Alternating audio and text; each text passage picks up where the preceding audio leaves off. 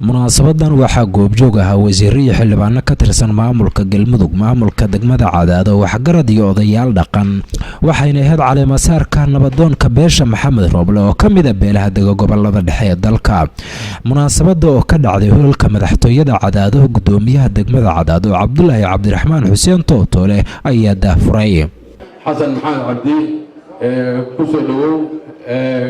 kulli odayaalka dhaqanka kugu soo dhaweey doona waxaan rabaa mar haddii maanta lagu duubay mas'uuliyad aadan hore uga jirin maanta korkaaga saaran dib fara badan kugu soo kordhaya xorriyadu waa kaaga dhamaatay dantaada gaarka ah ka shaqaysato waa kaaga dhamaatay culays fara badan oo ayaa korkaaga fuulaya sidoo kale munaasabada waxaa hadal ka jeediyay qaar ka mid ah odayaashii dhaqanka ee ka qayb galay waa la iswada maqlay waa la iska warqabaa Sheekh Xasan Maxamed Cabdi Kulmiye la yiraahdo waxaan leenahay annaga keenay Allah nagu anfo salaamana keenay salaamana Allah ku anfo Soomaalida kale Allah ku anfo waxaan ku soo aruurnay hal nabadoon oo la yiraahdo Xasan Maxamed Cabdi Kulmiye waxaan leenahay salaaman ummadda kale meel dariska beeraha deeleen ugu xeeran intii wax naga dhaxayaan ha ogaato iskala socono iska socomayso aad iyo aad waxaan ugu mahad celinaynaa beesha reer Maxamed Rooble oo nabadoonka soo dooratay taladoodii soo aruuriyay haddana Sheekh Xasan Maxamed Cabdi aad iyo aad inaan u naqaan weeye waxaan leenahay ishaaradooda Ilaahay ku aadshay Allah guuleeyo nabadoonada markii la duubo mid waa lagu farxay waxa la yiraahdaa Allah ilaahay waxa la maanta madadii bay ka istaagtay midna waxa la yiraahdaa beeshiisu midna ku filay wax kale kuma siyaadin kara beelaha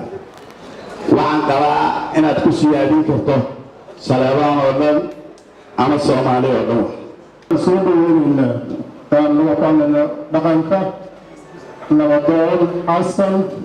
Maxamed Cabdi شغل وصولنا صولنا وشغل إلى كوفود يحب الوجود وحنم هذا علينا يا باشا غير محمد رابله ميو لما قال استغتني تلاقي دي سؤال وشيء نودون حسن محمد عبد كتوفيقي waxaan leeyahay aad u mahadsantiin Ilaahay maado ay ka gaarto sida aad nabadoonka u doorateen abdiya ku dooranay dadalka bari abdiya waa lagu sugaya sidaas ugu wax badan baa lagu sugayo santere ahaan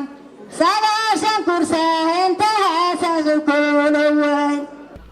ugu dambeyntii nabadoonka cusub ee beesha Maxamed Rooble nabadoon Sheekh Xasan Maxamed Cabdi waxa uu sheegay inuu diyaar u yahay ka shaqeynta nabadda iyo isku soo dhaweynta dadka gobolada dhexe degan